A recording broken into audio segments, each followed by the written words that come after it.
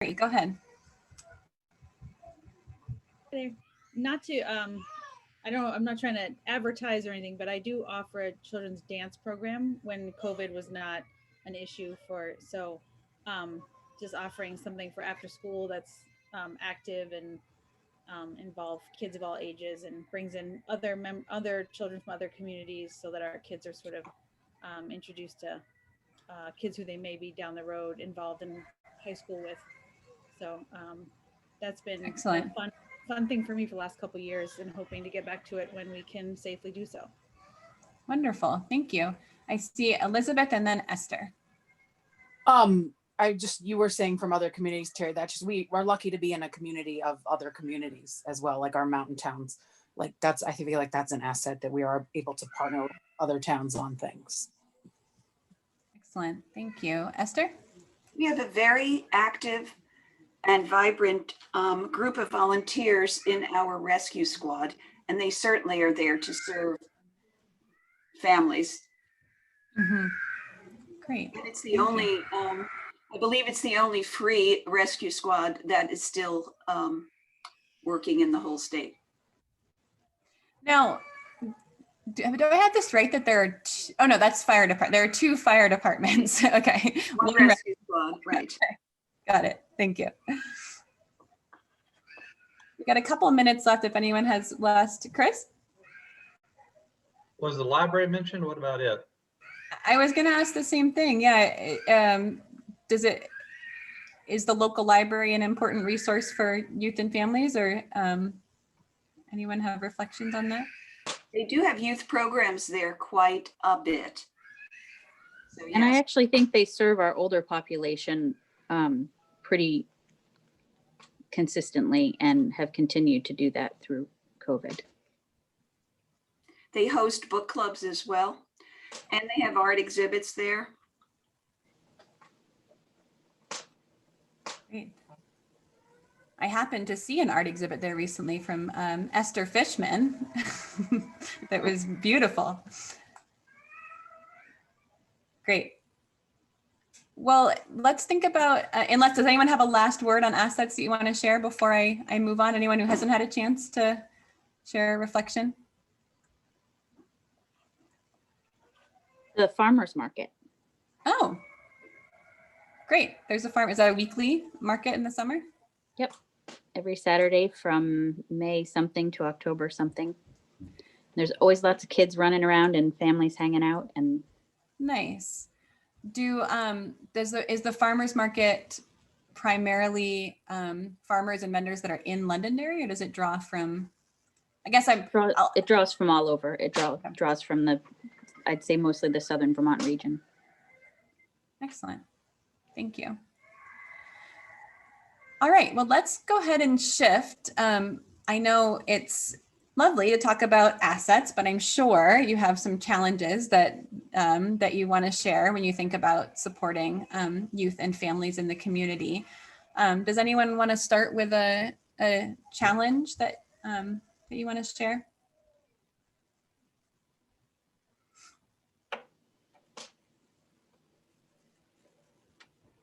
Limited 0 to, let's say, 3 childcare options. Yeah, I had heard that come up certainly in conversations over the last month or so. Yeah, thanks. Let's go to Mary Ann and then Becky. Yeah, the limited childcare options for 0 to 3, and my organization, the Collaborative, has been actively trying to open something for the last couple of years. And we run into the problem where if we buy a property, we do not have the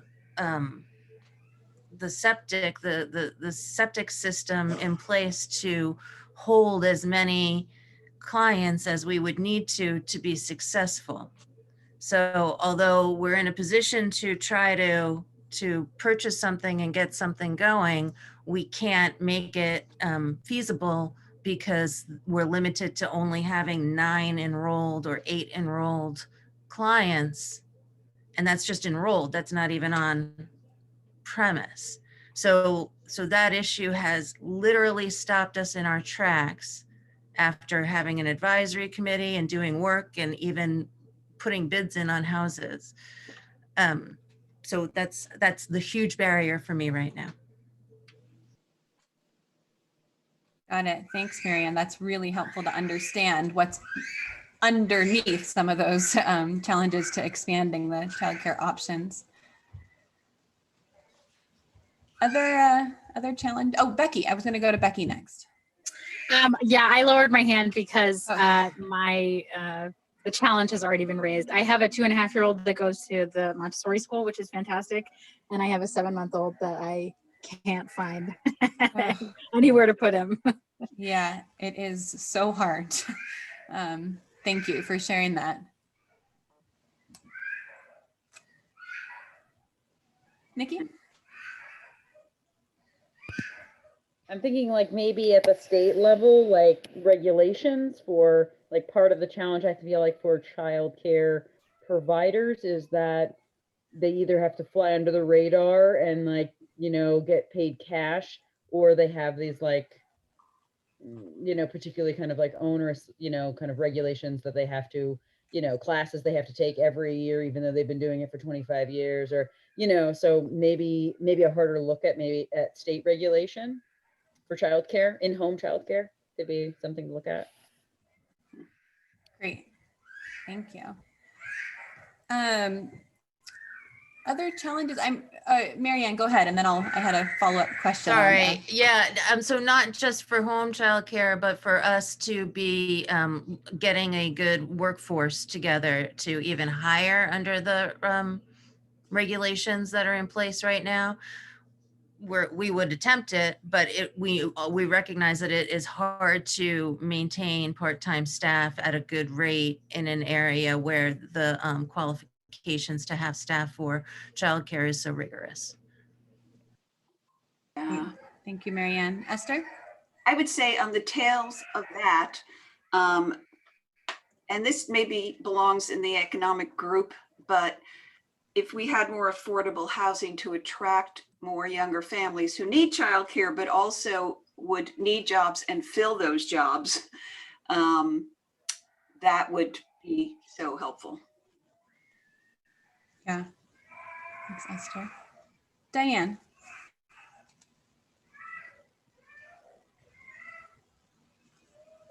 Dan, you're on. Oh, you got it.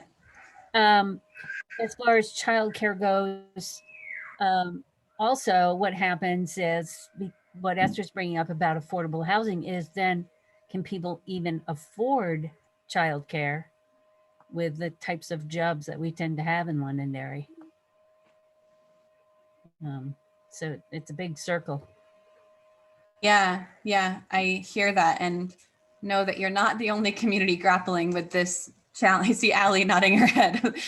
This is a major challenge we're facing as a state, but yeah, I'm sure partly some of the conversation they're having over in the Economic Development Forum and Jobs Forum as well right now. It ties together. I'm curious, childcare challenge very much noted. It sounds like that is significant and prominent and top of mind. I wonder, are there other pieces, like if you think about families in the community, what do you think people face as challenges in the community? What do you think families are faced with today, and what some needs might be as you think about members of the community?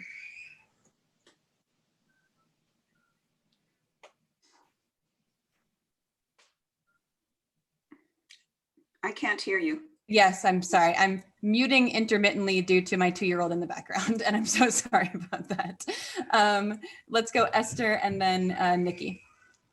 I was thinking about our older community and their ability to get around to fulfill their needs, whether that be doctor's visits or buying food or even having social interactions with people.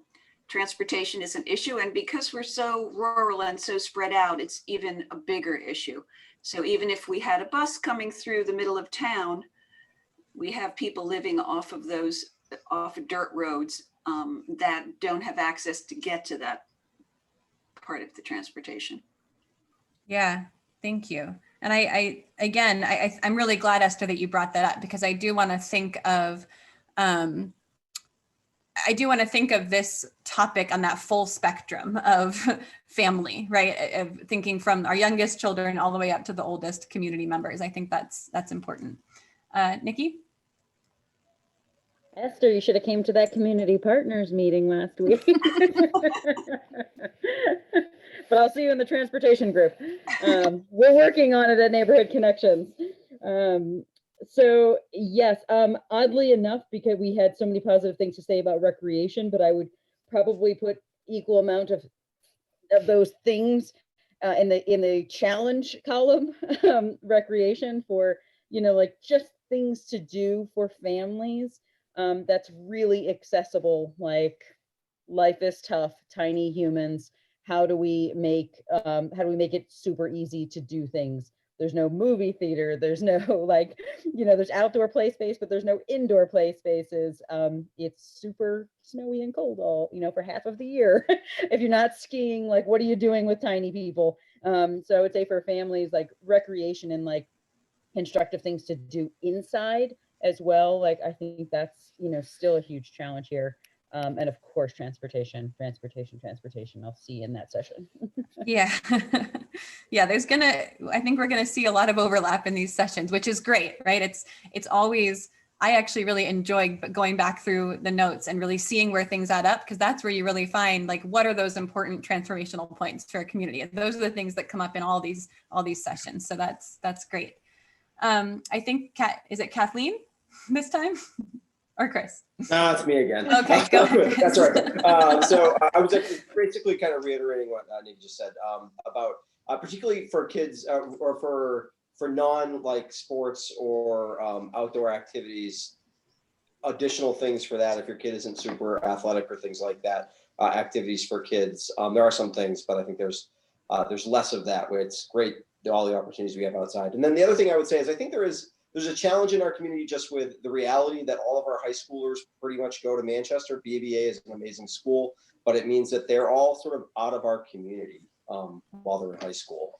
And that's not necessarily a bad thing, but it's certainly a challenge of keeping kind of some of that identity for the kids. And that would be all the mountain kids, not just the kids from Londonderry. Yeah, thanks, Chris. It's interesting, like, we hear that whenever we go to communities that have, they're sending communities, we hear that challenge. Like, people really feel that kind of disconnection of sending kids, at a certain point out of the community. So that's something we should definitely think about when we think about ideas. Marianne, you had a challenge to share? Yeah, I'm going to expand a little bit both on Nikki and Chris's. One is that since we are so heavily laden with sports, there is the group that does not necessarily gravitate towards sports and the need for those sorts of activities, but also the group of families and kids who might gravitate towards those sports, but can't afford the equipment that all of these very expensive sports that happen in our community require. And then regarding families who move down the mountain, and not move down the mountain, but have their kids going down the mountain every day for school, there's also there's a disconnect with what happens down there, but there's also a real lag for families who can't afford to be driving their kids back and forth. So their child doesn't get to participate in the sports that are happening, or in the drama or dance classes that are happening down the mountain, because they've got to come back on the afternoon bus. So there's a group of kids who are missing out on all that high school experience has to offer. Thank you, Marianne. Chris, you had a question? Yes, and Jen, if this should wait, we can put it in the parking lot, or if it's not appropriate, but go ahead. Generally speaking, I mean, to me, part of kind of family well-being and family writ large just has to do kind of also with kind of sense of community well-being. What would be our take maybe on the sense of community well-being? Not just in the time of COVID, but I mean, in even normal times, is the community able to come together on things, or is there a lot of division, or and Nick and Jen, if that's not appropriate. No, I think that's a great question, Chris. I'd love to hear people's reflections on that. Is this a community that comes together often? Is it a community that feels, where people feel connected? What do you think?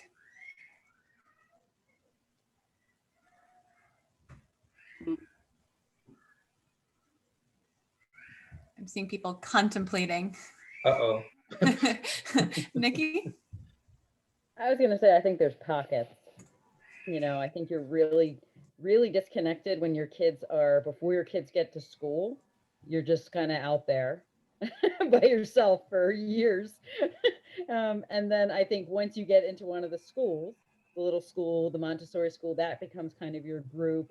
I'm sure, I haven't had yet the experience, but I'm sure that the schools, I feel like, are really the binding point for like families at least, or people with kids.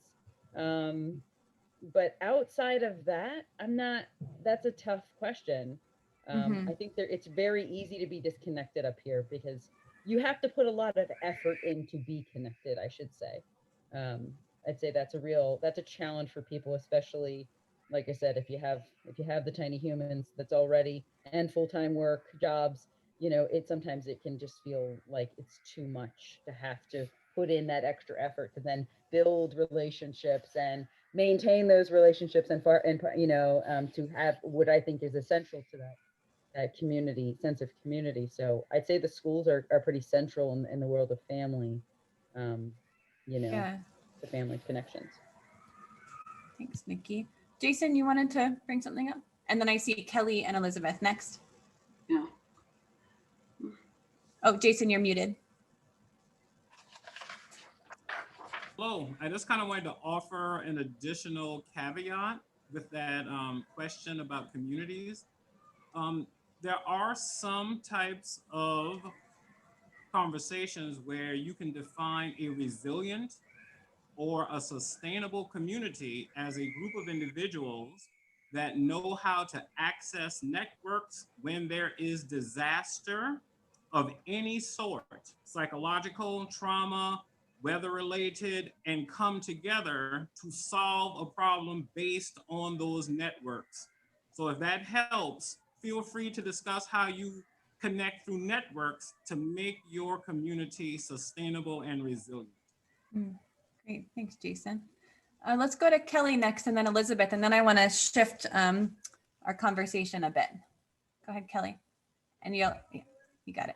I'll actually respond to what Jason just said, because that was a really lovely thing to bring to the conversation. And I would actually say that when it comes to crisis, this community does amazingly well at being resilient and coming together and making things happen and helping the most vulnerable. And, I think we saw that during Irene. We've been seeing that lately with COVID. There are a lot of people in town that just spring into action. And some are doing it all of the time, quite frankly.